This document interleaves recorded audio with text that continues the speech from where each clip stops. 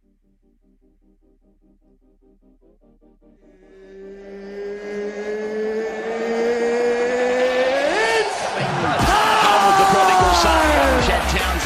a great kick. Robin Townsend plays on.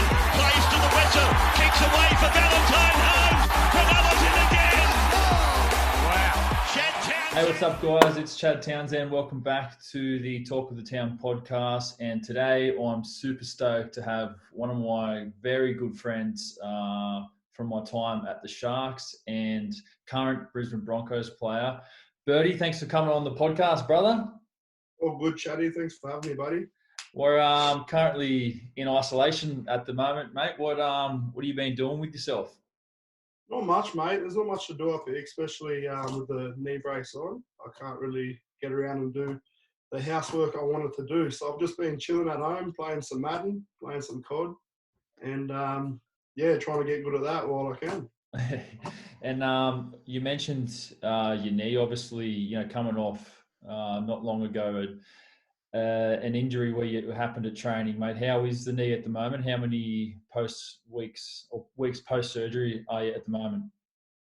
Yeah, mate. I've got surgery pretty much straight away. As soon as I did it, obviously I did it two days before round one, which is not ideal. I got through the whole pre-season without an injury.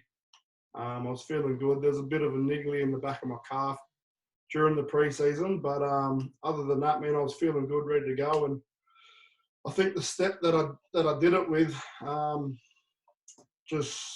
think anyone would have done it the way I stepped.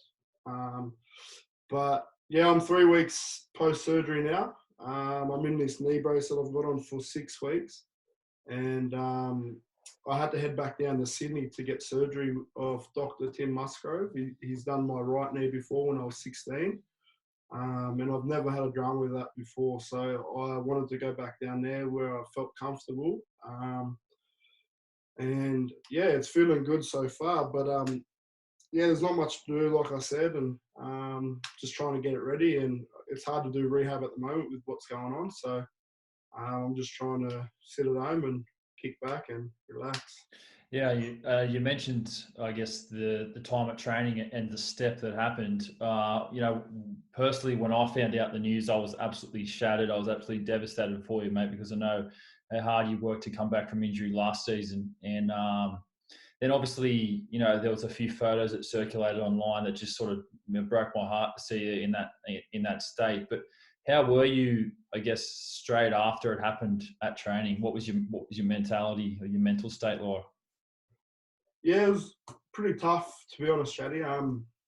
Obviously, coming back from a knee reconstruction's not easy. And, the first time I did it, I thought I was pretty unlucky against Manly at the Magic round. And, I said to myself, I'm going to do everything I can to get back on the field and try and get through the season with no injuries. But, yeah, as soon as I did it, man, I didn't know how to feel. I knew straight away, that's for sure.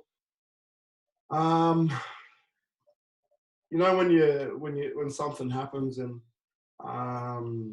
you want to kind of burst out crying, but you just can't. Yep. That's what I felt like. I felt like I was blocked up. I was trying to be positive about it with it could be my MCL because I had a bit of pain on the inside of my knee, and when the physio checked my knee out, I was a bit stiff, and he yanked it about 10 times or whatever, and he only felt the ACL once. Yep. So he couldn't really tell if I did it or not because I was a bit too stiff. I went straight up and got a scan because we've got a scanner at top of our training facility. And yeah, pretty much straight away, man, they told me I did my ACL, and I think at that time I just busted out and crying, and I had my partner there, and our Broncos welfare officer and our 2 physios, and it was just kind of tough to take in because of everything I've been through, and especially second knee injury in 10 months, it wasn't ideal, and I was a bit down at the time, mate, but I kept questioning myself, why me? But I guess God's always got a plan for you, and I guess this is His plan. And I've been unlucky, but I've said it before. It's not going to stop me from coming back. Yeah, well said, mate. And I guess you hit the nail on the head there. If there's anyone who can come back from this, Birdy, it's you, brother. I've seen you come back from a number of things throughout your whole life. But what's your mindset now coming back from injury? Like, what motivates you? You're obviously getting back to playing again and playing at the high level that you were at previously.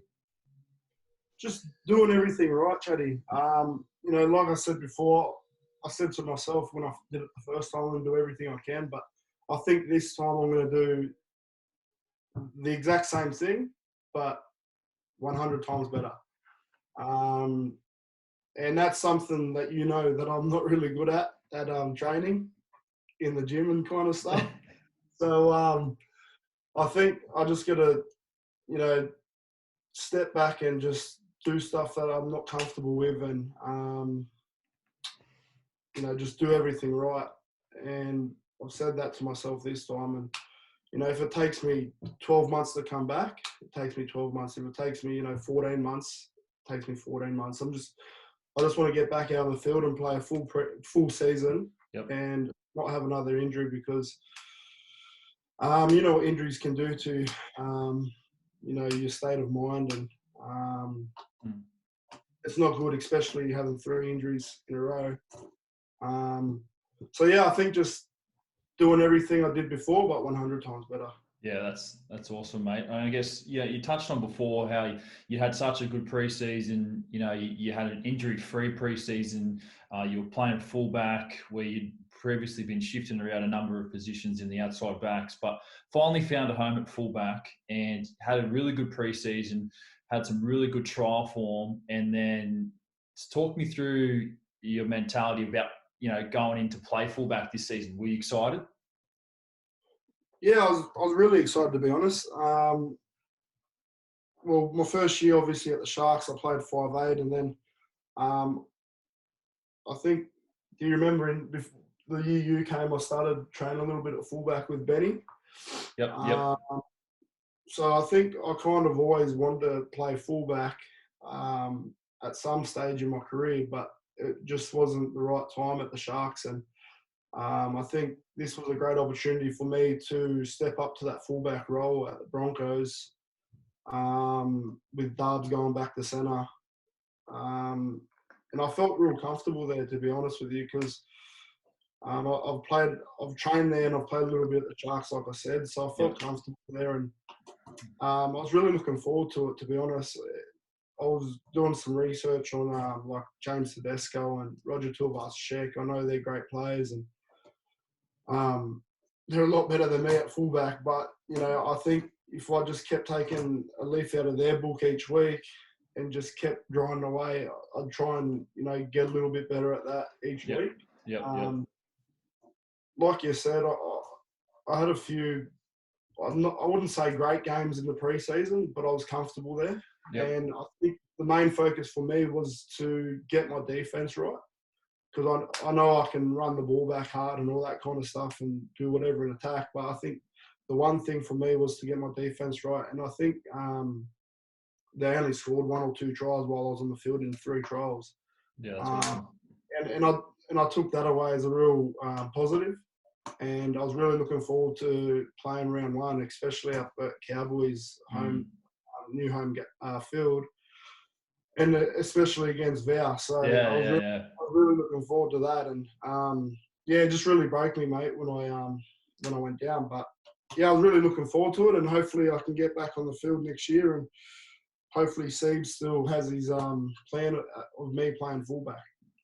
Awesome, mate. Really well said. And I guess now that we've sort of touched on, the kind of negative stuff and the stuff that's a little bit difficult for yourself to talk about, I want to move into something a little bit more fun to talk about, and that's obviously the 2016 year and the success we had throughout that year. Obviously, a lot of the listeners of this podcast are obviously Sharks fans, and when I put it out there on my Instagram story for people to have the chance to ask Birdy a question, mate, there was hundreds of people who asked if Birdy would he ever come back to the Sharks, and they miss you and whatnot. We'll get onto that a bit later on, but what a year, mate! 2016. So I guess we'll take it back right to pre-season. With the squad we assembled, and I guess the success that you guys had in 2015, what were your thoughts during pre-season? Yeah, well, I think 2015, it kind of kick-started our 2016 season, to be honest with you. That was my first year in the NRL. We had Mickey Ennis, first season at Cronulla. And I think the only thing we'll really miss them were key positions. And, I didn't go there as a 5'8". They had to slot me at 5'8". And I think once they signed you and Jimmy, I think that was, a great thing for the team and a great thing for the club.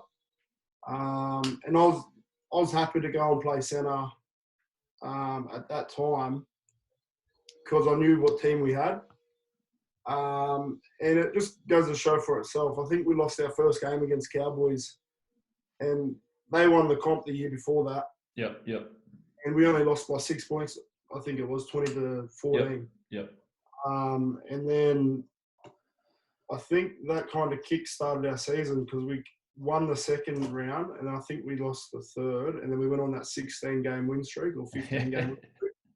So I think that was just the fire in our belly that we needed, that loss against Cowboys, because we knew what we had.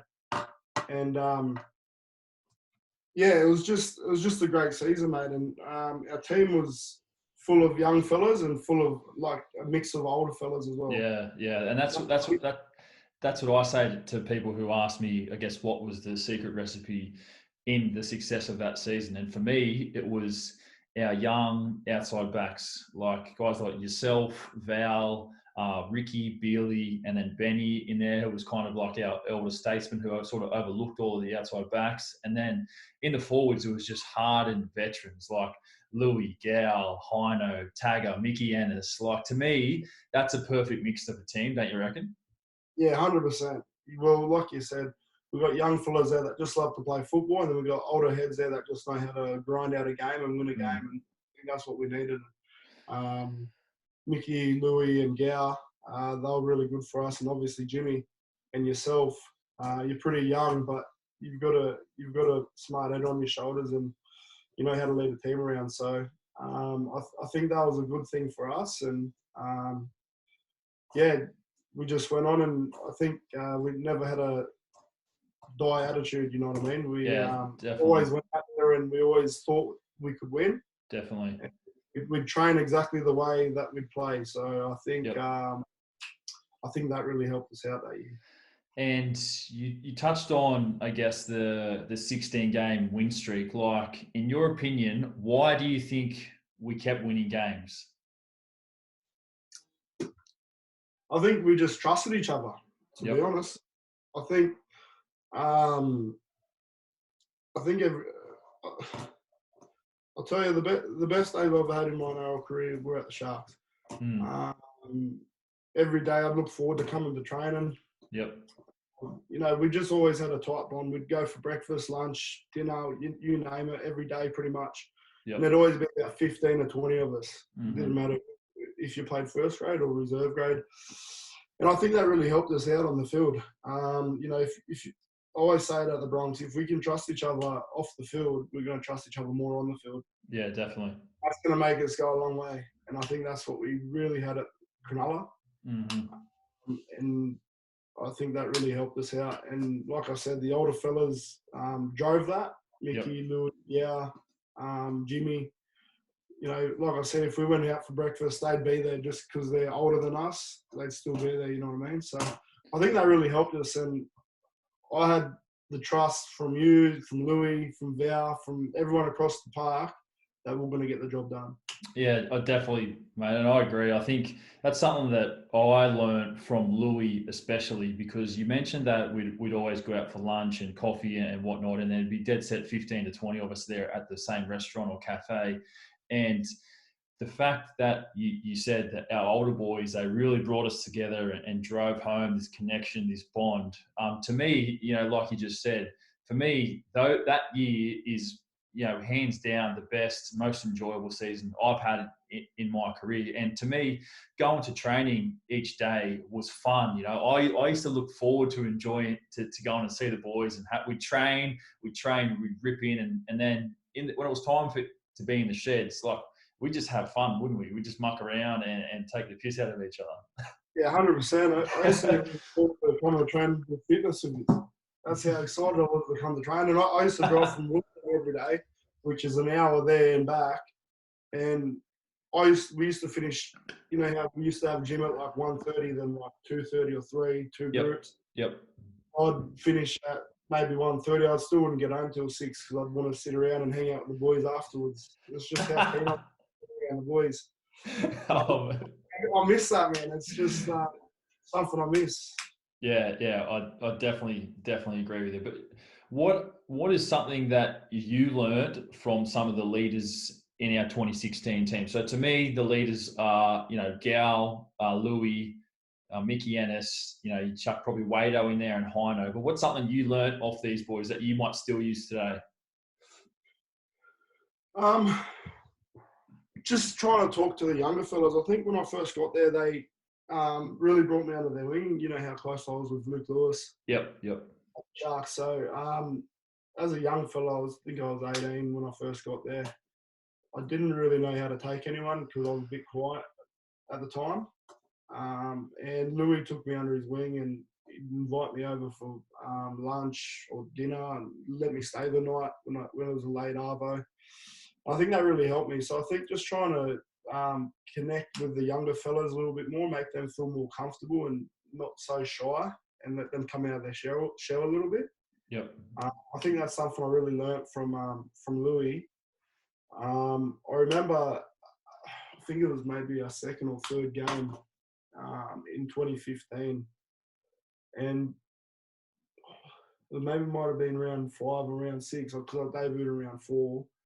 Gal, we had a massage up the top boxes there, and Gal pulled me and Val aside, and because we were just loving life, and he pulled us aside and said, he's maybe on top of the world now, but he's got to realise and come back down to earth, and really go a head check. And I'm not arrogant, mate, by no means. Definitely. And they just really took a step back, and I think that just made me level-headed all throughout my career. Like, I've never been really arrogant towards anyone. Yep. Never thought I was better than anyone. So, yeah, I think they're two big things I've learnt from.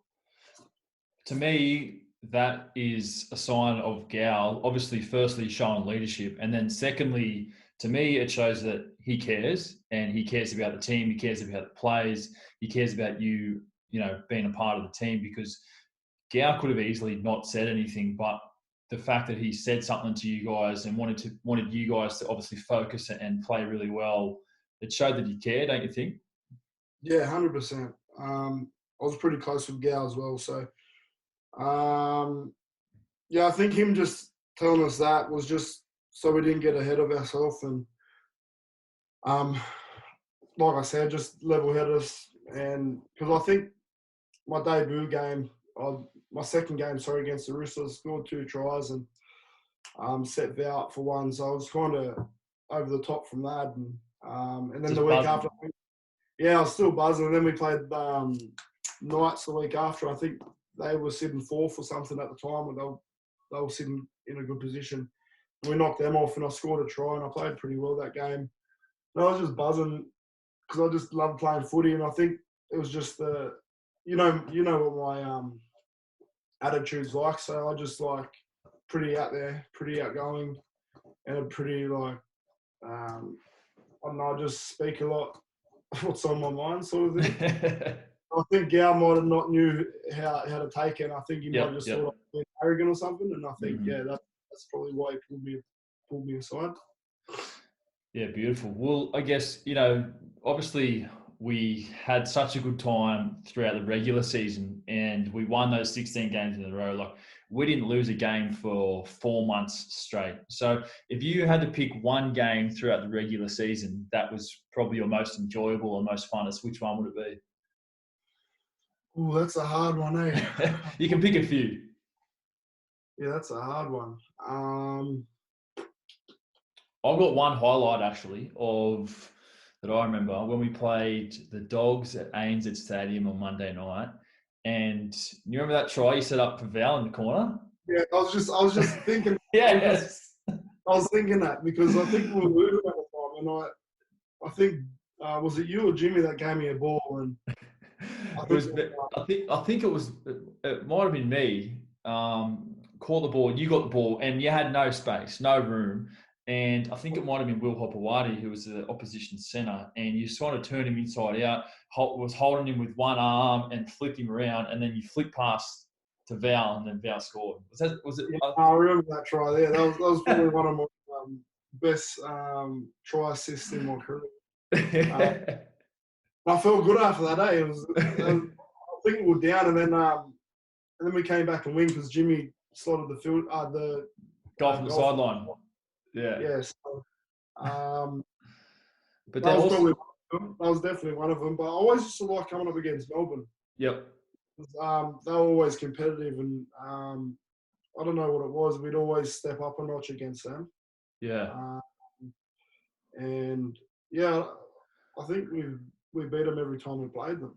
Yeah, we had a great win at home actually against Melbourne, and then we played them in round 26 for the minor premiership where they got us. But I guess I'll go back to the winning streak, and I remember this one game, right? And you might remember, you might not, but we're playing against Parramatta, and we're down by 8 points with 10 minutes to go. And for people who might not know, our right edge was Louis, myself, Birdy, and Val. And anyway, we're in defence, and I look out to Birdy and Val, and we're in defence, and like I said, we're losing the game, and they're just laughing and carrying on. And I looked out and I said to the boys, pull your heads in. Like, you know, we're behind. We need to focus and get back into the game. And Val looks at me and goes, "Don't worry, bruh. We're going to win anyway." And then Birdy looks at me and goes, "Yeah, bruh, don't worry. We're going to win anyway." And then they both just started laughing. Can you remember that? I think I can remember that.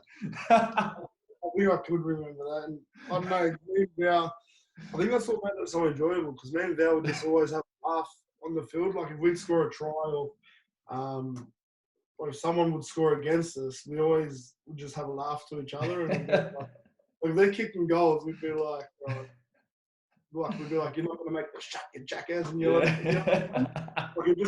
like, we just always have a laugh, man. It'd just be funny times. I think that's why we enjoyed our footy so much. And I think that's what brought the best out of us. Yeah, I definitely. And that was, again, that confidence where you said that we could win any game at any time, any place. And that's literally how our whole team felt. But I want you to talk me through, I guess, your relationship with Val. I know that you guys, you know, at the Sharks were quite close, and you said, obviously, you know, playing next to each other, hanging out a lot. But yeah, talk me through what Val means to you. Yeah, well, I think the first time I met Val was in I think it was the year I signed with the Cronulla Sharks. I was at the Dragons at the time, and we were playing, I think it was maybe the 20s Aussies team, might have been. And I think Val was my winger. Yeah, Val was my wing, and I was playing left centre at the time. And we weren't as close then, but we were talking about like, "Oh, how's Cronulla, blah, blah, blah." And I think that really kick-started it. So when I got to the Sharks, he wasn't at training at the time. I think he was coming back like a week or two later. And once he came back, we just bonded so good. It was like our personalities were like pretty much identical. Same age. Yeah, same age. It was just identical, like with our attitude and like how we joke around. He was probably a little bit more quieter than me. Yep. But with like, he'd always have a joke with me, and we'd just always laugh. And then from there on, just me and Val were always so close. I'd always stay at his house. We'd do everything together, as you know. We'd go for breakfast, lunch, dinner. Away games, we'd always be together. I had to change roommates because he'd always listen to music too loud. And I don't know if he was angry or not, but I had to change roommates. I think I started rooming with Hino. Because Hino an older head, and I just wanted to get some sleep before games. Or in the morning, be able to be playing music in the morning, like 8 in the morning. I'd be like, "Come on, bro, I'm still sleeping." But I guess you touched on, I guess, your relationship with Val, and obviously since both having moved on to different parts of your careers, and for us, like we're massive NFL fans. For everyone out there, we play NFL fantasy with our crew. There's a number of us in there: Birdy, myself, Val, Ricky Latelli, Benny Barber, just Wade Graham, just to name a few. But what have you made of Val's, I guess, the move he made to America and to try his hand at NFL? Yeah, well, I wasn't too sure about it, but I was happy that he went over there and gave it a shot. You know what I mean? Yeah, same. You don't want to kind of live in the background and be like, "Oh, I wish I did this, wish I did that."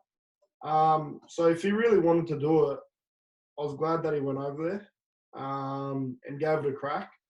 I kind of wish he stayed there one more year to give it another crack to see if he could actually make it. Yeah. But living in New York, it's probably a little bit daunting away from family and friends.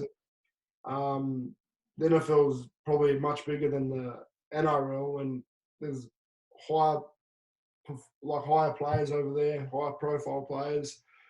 Like, I think he became close with Le'Veon Bell, which is fucking... Yeah, oh, bro. How about that photo of them two holding each other's jerseys, man? That was crazy.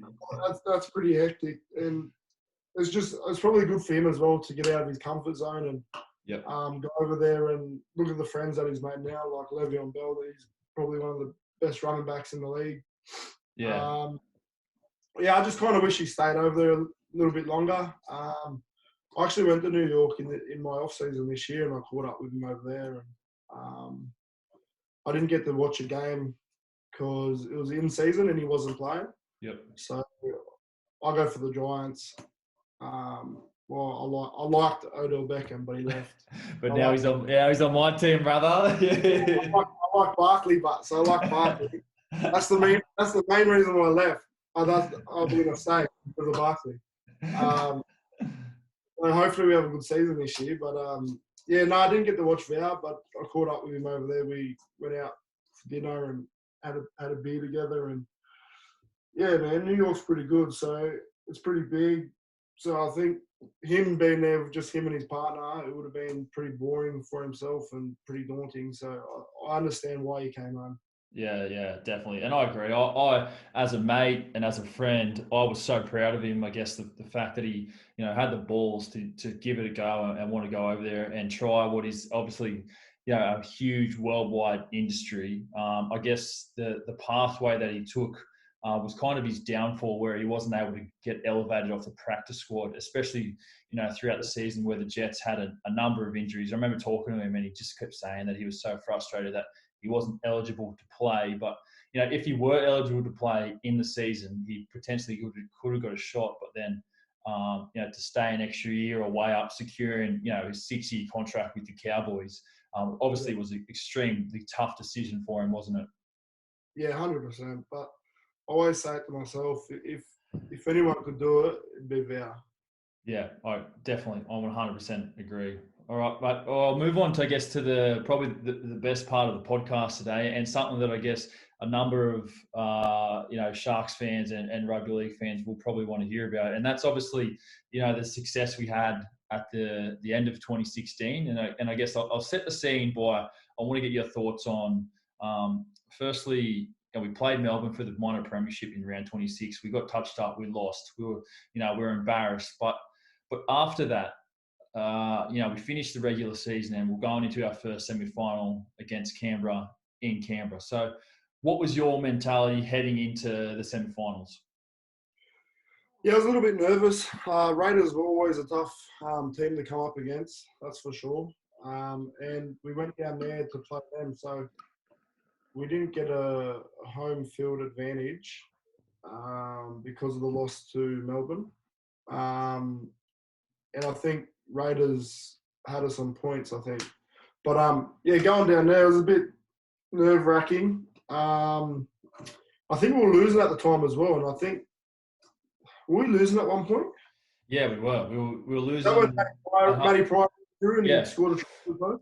Yep. He scored a try just before half time.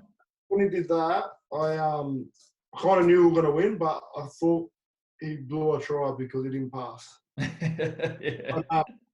Yeah, I think just from that point, I think I knew we were on from that point because we had a slow start.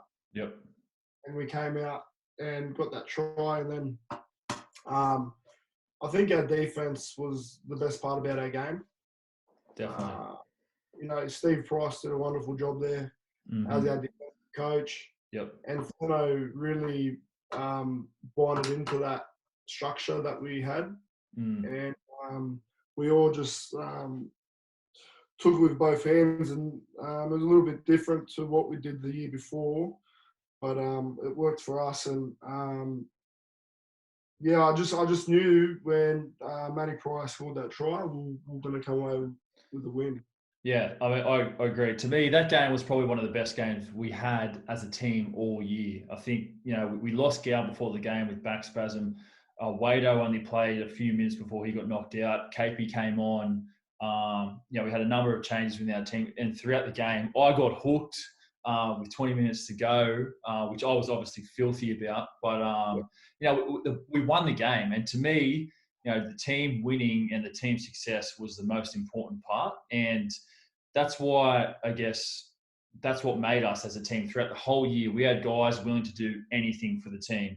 And that was why we were a successful team. So I guess we beat Canberra in Canberra. You see Mickey Ennis doing the Viking clap. And I remember there's sort of some footage of you trying to sort of shush the fans, which I absolutely loved. Because they were obviously, getting stuck into us all game. But we moved on to, we had the week off, and then we played the Cowboys in 2 weeks' time. So talk me through a bit about this game. I think we had a great lead up to that game. And this was just the confidence I had in the team. I think I said at the start of the year that we're going to win the comp. I think maybe to my dad. And I was heading, I think we were on the bus to the Cowboys game, and I was that confident. And then from the first kick, I think it was when Louis put Coot in goal. Yep. We were on, and then I think the next time you put a bomb up and Cootie dropped it, I knew we were on, and yeah, we're not going to get stopped from there. No way. Yeah, to me, that game was probably one of the funnest games we had all year. Obviously, it was a tough start, and as you said, like Louis set the tone, and yourself really about the kick chase and working hard on our defense. But then, we scored a number of tries, and with about 20 minutes to go or 15 minutes to go, we knew we were going to win the game, and that's when we were just having fun out there. That's when they started scoring and racking up some points on it. Yeah. Still knew that we were going to win because it was like 30. Then scores like 30-14 or something, wasn't it? Or 32. Yeah, something like that. Yeah, so we were up like 26-0 at one, or 26 whatever at one point. Yeah. Yeah, I was just so confident that year, man. And going into the grand final 2 weeks later, obviously it's a pretty crowded week. We've gone to the what's that? The grand final dinner and things like that. Yeah, stuff. So it's a pretty full-on week where you don't really get to train as much. Mm-hmm. And I think we did our captain's run at ANZ the day before. Yeah. It was a really good session, and we're just getting a feel of the field, and we trained really well that day. And I think heading up, I was driving to Cronulla from Wollongong, and I don't think I had lunch, and I was driving, and I called Andrew Gray, and I was like, "Oh mate, I haven't eaten." He's like, "Oh, do you want me to grab you a sandwich, whatever?" I was like, "Yeah, that'd be great, thanks." And I got there, jumped on the bus, and there was all these Cronulla fans along the thing, and I was just sitting there, and I don't think I was nervous at all. I was like so excited. I was like, I don't know, I was just talking so much shit on the bus, and I know it was just. I don't know. I was just so excited to be out there. And then like when I got to the field, like the goosebumps started to rock up. And Mickey Ennis's speech was before the game. I could hear him through my headphones. And that just,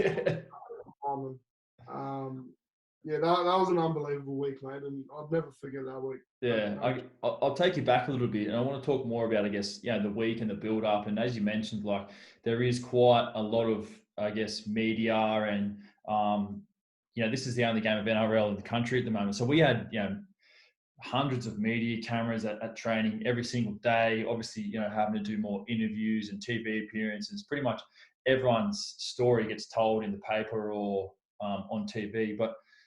Can you remember what the mall was like and people's houses? That was just painted with black, white, and blue, wasn't it? Yeah, I think down heading towards Endeavour Sports, there was a house there that was painted in black, white, and blue. I'm not sure if it still is, but there was a few fences, black, white, and blue. And when we rocked up to the field, man, when we ran out, I think there was like maybe. I think it was like 80,000 there or whatever. There's probably about legit 10,000 of Melbourne fans. Yeah, legit. It was crazy, man. And like, I get goosebumps to this day still thinking about it. Just running out there and thinking, fuck me, this can't get any better than this. And yeah, you touched on the fact that on grand final day. So, for people out there like Birdy, who was only 21 at the time, we played the grand final. Just a carefree spirit. Just forgot to have lunch, got organised lunch, but then when we got to the bus, for me, and this is what I love about guys like yourself and Val, who were obviously at a different scale to someone like Mickey Ennis. So yourself playing, at the early on stages in your career, and you guys were just so carefree, relaxed, and I feel like that vibe relaxed all of us. And then obviously, we had Mickey Ennis, and who was playing his last game of his career and was super focused and zoned in. But what can you remember about the bus driving? Can you remember seeing Mickey on your way to get on the bus? Not really. I think every time I got on the bus, Mickey was pretty serious. Him and Louis would always sit at that first seat right when you walk onto the bus. Yep. So I think they were always serious before going to a game, and they'd always keep to themselves, just those two. But I can't remember what he looked like before when I got on the bus. Can you touched on before, I guess, when we ran out, and obviously, you said that was 80,000 fans, and legit 90% of them were Sharks fans. But I remember running out, and I remember there was just a sea of black, white, and blue, and I remember looking around at all the boys, and everyone was just smiling and laughing, and just really taking it in, weren't we? It was crazy. Yeah, it was unreal, man. Like I said, it was something that nothing's ever going to be as good as that. I think I've played Origin before, and I think I'd pick running out in front of that crowd 10 times the one I did in Origin.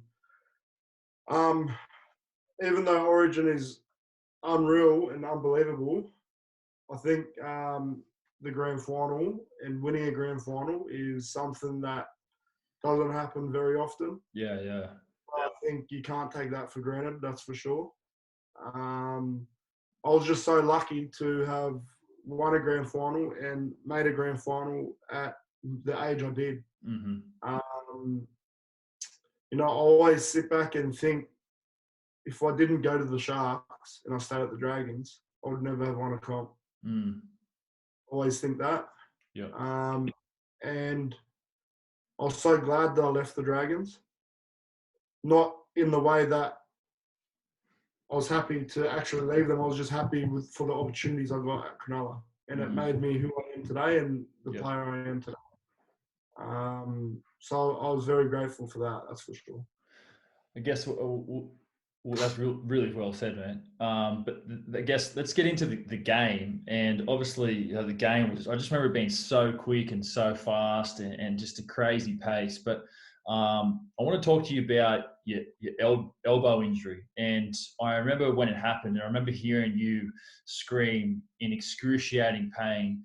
But yeah, talk me through what happened.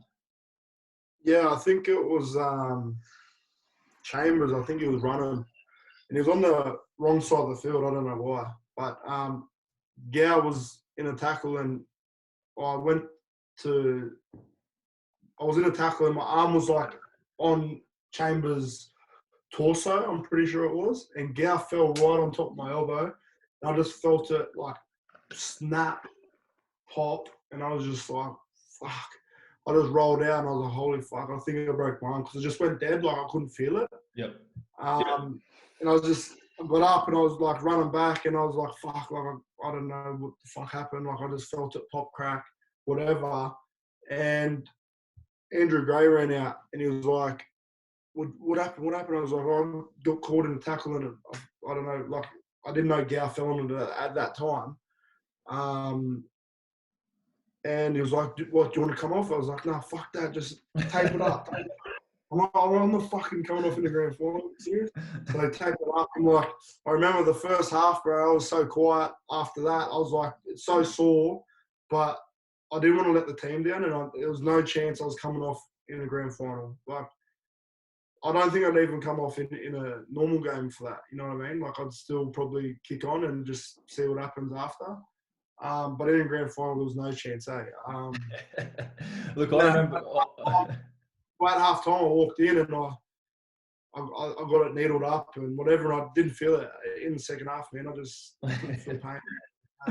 Like I said, I remember the incident, and I remember hearing you screaming in excruciating pain, and I remember looking at your elbow, and it was really swollen, and it just didn't look right. And then, obviously, for the effort that you were able to continue to do and to play a massive part in our team, and obviously, defensively is probably the hardest bit. But I always say this to people, and I say that if I could have any centre play with me, it would be Jack Bird. And people ask me, why is that? And I say, well, Birdy, first and foremost, he's a great bloke. He's an absolute freak. And defensively, one-on-one, no one gets past him.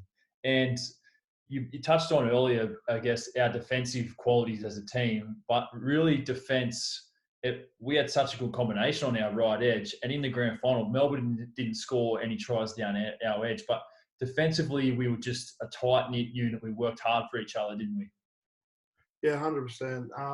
When you said that, you gave me goosebumps, to be honest. Because I don't know why, but like I said before, when I was training at fullback, I'd always focus my game on my defense. And in that season, I always went to Steve Price and did some video, and I'd be like, all right, who am I up against this week? And he'd be like Michael Jennings. And I think Michael Jennings was probably one of the best centres at the time in the NRL. And I said, well, he's not better than me. I'm going to, like, every centre I come up against, I always thought I was better than them. You know what I mean? Like, it wasn't an arrogant thing or anything. I was so confident in the way I played and my ability. I felt like I was the one of the top centres in that year. Yep. That's not to be arrogant or anything like that. That's just the confidence I had in myself and in the structures we had in our defense. And, oh man, 100%. And that was the confidence that we had throughout the year. Like I said, we thought we could beat any team at any time, at any place. But I want to move on to the very last minute. So, we kick it over the sideline. Melbourne get a scrum feed, 10 out from their try line, and we're defending for our absolute lives. So talk me through, what happened to you and your thoughts on it. Bro, I was so scared, I was so nervous. When that ball went to Vuluvalu, I ran down and Jimmy missed him, like clocked him on the head, missed him. Are you fucking serious, Jimmy? Fuck, make that. And I was running, but I was on the other side of the field. I full ran over to the other side. I was like, fuck, and then they spread it to the outside. And then I think it was Hampton. He stepped back in and I got his shoulder and I thought they were going to call head high. and he passed it, and then they went to the other side, and I was like, fuck, please stop this. And like when Birdy got it, and he just ran, I was like, got tackled, and the hooter went like, legit at the same time. I was like, bro, fucking, it was amazing. Man. It's so unbelievable. Because I was just like, please, no, please. And when they scored that try, when Chambers scored that try, with about 15 to go, I just looked up to the heavens, man. I was just like, please, God, let us win this, hey. And then I was like, fuck this, man. Like, let's fucking pump these cunts. And I was just like, let's go. And then when Fafita scored, man, I was like, holy shit. Because, like, if anyone could do it, it's Fafita. But yeah, then again, if Fafita has hands like feet. Nah, but he's bro, that was an unbelievable try to go through. I think it was Finucane and Smith, one of the two best defenders in the game. Is unbelievable, and it just goes to show that that's a never die attitude, and that he wanted to score that try. So, like I said, if anyone could do it, it's Fafita. I guess, yeah, you touched on the fact that, yeah, we'll scramble in that last minute. And, you know, if people have watched that last minute back closely, you quite clearly see the scramble in defence that was, you know, such a key contributor to our season. And you look at, you know, Val, Birdy, myself and Louis, we're all on the left side of the field past the post, and then we all sprint back to the other side. And like Birdy said, he gets a clock on Hampton, who then passes the ball, and then Ricky Vitelli makes that tackle. The hooter goes. The crowd's going crazy. And what's your first reaction after winning an NRL Premiership? Bro, I couldn't even cry. Like I said, like it felt like the same thing I did my knee. Like I couldn't cry. I was just so happy. Completely opposite to my knee, but like I just couldn't cry with like the excitement about it. It still didn't feel real like a year or two later, man, to be honest.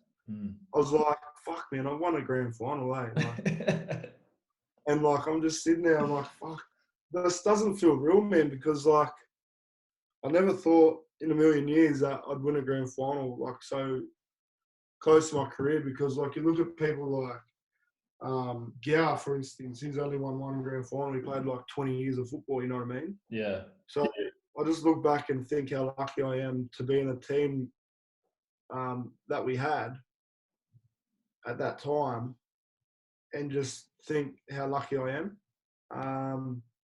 But yeah, I don't think I think about when I left Cronulla, I think that's when it started kicking in that I've actually won a grand final. I think, you know, obviously, you know, we won the grand final, so we won. We did our sort of, you know, celebrations, lap of honour. Got the trophy, you know, got our rings. We're sitting on the steps. Everyone's, you know, looking at their rings and they're shiny. And you know, Gal lifts up the trophy and we're going crazy. And then obviously, yeah, we're going back in the sheds. And I remember shaking up the champagne and just it going in our eyes, and everyone's sort of squinting. And then we went out back onto the pitch at midnight and had a bit of time to ourselves with this empty stadium. And then the celebrations kicked off. We went back to the club. But, you know, what's your memories of the celebrations? Obviously, you know, an awesome time for us. Yeah, no, it was just unreal, eh? It was like that whole year in Cronulla, we got anything we want for free, I swear. It was the best time of my life, man. I felt like I was just like a high roller, just getting whatever I want.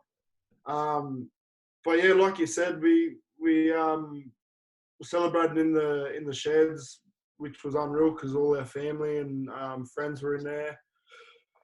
And then went back to the club and had a few drinks there, and obviously walked back around to the top of the stadium and greeted all the diehard fans that were on the field at the time. And yeah, man, after that, I think I went home and rested up because I wanted to have a crack on Monday. Mm-hmm. I went home, I slept at, I think, maybe Gags's house that night, and woke up first thing in the morning, man. I cracked open beer, went down to the club, and you were all sitting around the sheds drinking, and yeah, man, it was the best time of my life, to be honest with you. It was unreal. some of my greatest memories are from that week. Obviously, after winning the game and the group that we had and the fun that we had. Some of the memories that come to mind for me are, we're sitting out the back and Kate Wills, smoking a cigar, and then he vomits all over my legs. And then I think about the time where we went in to get the boys got tattoos, and Mickey, your tattoo, Sharks Premiers 2016, which a lot of the boys got, which is unreal. And then Mickey Ennis singing karaoke in at the Rocks. Like, it was something was happening every single night, wasn't it? Yeah, it was unreal, man. It was like I said, it was the best time of my life. I wish it never ended, really. It was just unreal, man. And yeah, like you said, every night we had something on. I think there was only like maybe 10 of us or whatever that went and got tattoos. I think we were sitting up on the other side of where we run out of, on that grandstand over there, and we'll just sit there drinking, and I think someone chucked up, was like, let's go get tattoos, eh? And then we're like, oh yeah, sure, let's go, we'll order cabs. And we called cabs into the city, and there was people like in cars next to us, like out the window and that. It was just crazy, man. Eh?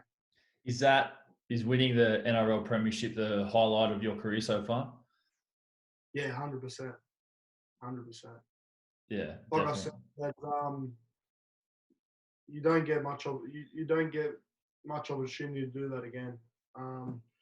Like I said, for example, was Gow. He played 20 odd years or whatever it was. He's won one grand final, so that's definitely my highlight. But then again, you look at people like Jimmy Maloney, that's won 3 or whatever, and you just think lucky little bastard. So, yeah, hopefully I can get a few more, but, well, both of us can get a few more. So, yeah, time will tell, I guess. Yeah, all right, man. That's awesome. Well, I guess the next part of, I guess, your career was probably one of the hardest decisions you ever had to make. And I know this because firstly I'm a friend of yours, and I obviously saw you at training every day. And it was this decision where you were off contract and you had a lot of clubs chasing your signature, and obviously us, the Sharks, we would have loved to keep you. And you made a decision to sign with the Broncos. Tell me how hard that was for yourself. Yeah, that was definitely one of the hardest decisions of my life to date. To be honest, I didn't really want to leave Cronulla. I think Fleno didn't really chase me as hard as I wanted him to. Yep. At the time. Because I think it was, I forget what round it was, but we were on the way back. We were on the bus or something, and he's like, oh, we'll sort out your contract when we get back. I said, yeah, no worries. And it never really came around to it. Like, it was about 3 months later, he offered me a contract, and I just felt like I was disrespected in that regard. Mm-hmm. So I said, oh, I'm not going to sign this. I'm going to have a look around and just test the market. And to be honest, Broncos weren't even in the picture at the time. There's a few other clubs that were interested, and there was maybe 3 or 4 teams that I was interested in, and met up with them. And I think my manager at the time, he was on the phone to the Broncos about someone else, and then he threw my name up, and it all kick-started from there. But I didn't really think about the Broncos as a destination for me at the time. But when it came up, I was like, Broncos is a pretty high-up club that everyone respects. And I kind of wanted to get out of my comfort zone if I was to leave Cronulla. So if I'd stayed at Cronulla, then that would have been great. But if I was to leave Cronulla, which I did, I kind of wanted to get out of the Sydney bubble. Yep. So that's probably the main reason why I came to Brisbane, to get out of my comfort zone and move out of home, because I was still living with my mum down in Wollongong when I was at Cronulla. So I think that just fascinated me a little bit, to be like, oh, you know what? I've got a good contract. I can buy a house up there and I can live by myself. So that really played a part in it. But yeah, it was the toughest decision, man. It definitely hasn't worked out the way I hoped it to. But I guess that's life. Like I said before, God's always got a plan for you, and this is His plan for me. But yeah, mate, I've got another year here up here, so just got to wait and see what happens there, and hopefully I can get a full season and get back on my feet, and yeah. Yeah, really, really well said, mate. I guess we'll move into the last bit of today's podcast, and that's just some fans just throwing a lot of questions. So I appreciate everyone who sent in a question. I've got 5 here, or 6, sorry, that have been sent in. So I'll start off with the first one from Jake Legg. Where do you see yourself in 5 years' time? 5 years' time, I definitely see myself probably back down in Sydney. I don't know who for, but if I'm still playing footy at that time, obviously.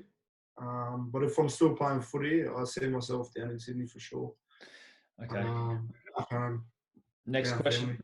Next question is from Looming Moon. Would you ever consider coming back to play for the Sharks? And a lot of the questions, mate, are seriously, a lot of them were, Birdy, come back to the Sharks, come back to the Sharks. I know that Sharks fans, mate, they love you. We absolutely love you, Birdies. But yeah, I thought I'd chuck this in there. Well, I love the Sharks as well, man. They're probably the best fans.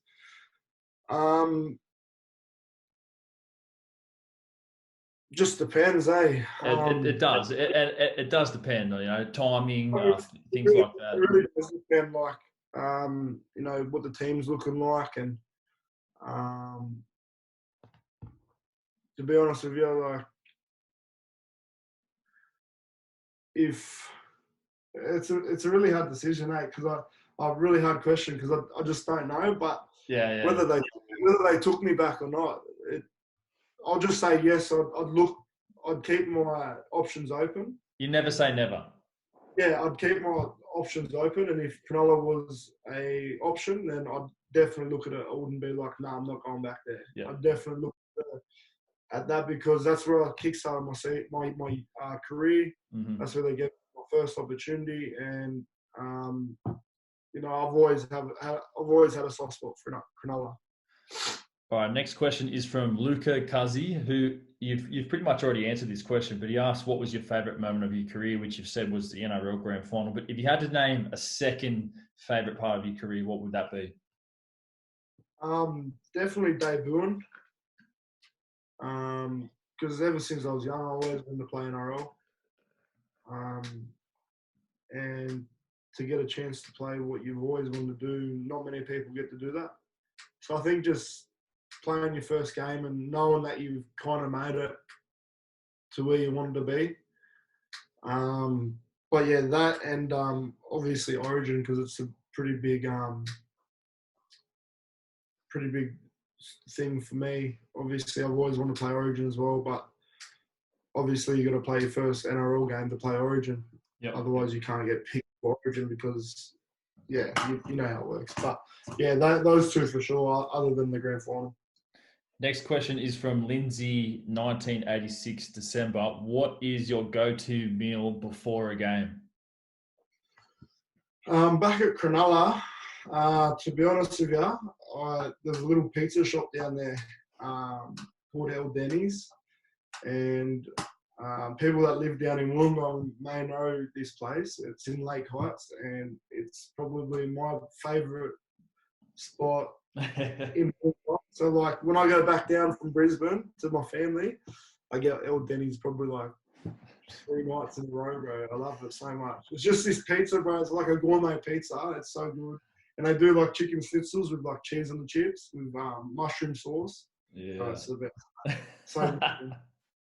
All right. The next question is from 13 Raiden G, who, and we have touched on this as well, but how hard was it to leave Cronulla? And I want to paint the picture for you, because there comes a time when a player does move teams where they have to break the news to their teammates, and sometimes it gets out in the media, sometimes it doesn't, and the player is able to break the news. But for this example, I remember Birdy, we're in the gym, we're just about to do weights, and Birdy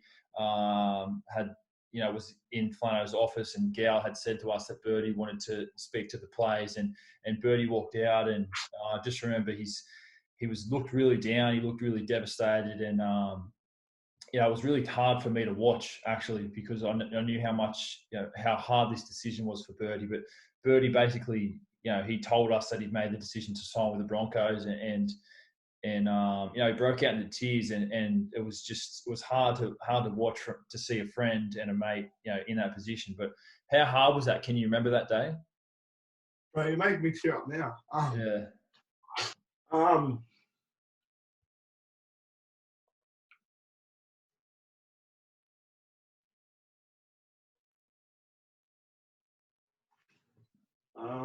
No, it was tough, man. It was hard, man. It was hard. And look, it almost made me cry, because I knew how much this decision meant to you, how much the group meant to you, how much the boys meant to you. And, we were just so happy that you made a decision. But, on one hand, we were devastated that you were leaving. And it was probably the toughest decision, like I said before, of my life. Because I made so many friends there, and especially after winning the grand final with the boys, and it was pretty tough. But it was just a decision I had to make for myself for the long run. And it was tough. Like, it was because when you talk to the boys, when you're gonna break the news to them, you just look up and you see everyone's like face saying I'm going to see for the next 4 or 5 years, you know what I mean, every day. So I think that's what made it tough, and leaving like my good mates behind, it was just tough. And then knowing I'm leaving my family behind, it was tough, man. And like these are like tears just from thinking back to that day, you know what I mean? It was definitely tough, yeah. Really, it's all good, mate. Look, I appreciate your honesty, and it was, extremely tough time for yourself. I guess we'll move on to the last question, and that is from B Savs, who asked, where do you think your best position is? I get asked this a lot. Played plenty of positions in my career, in my life.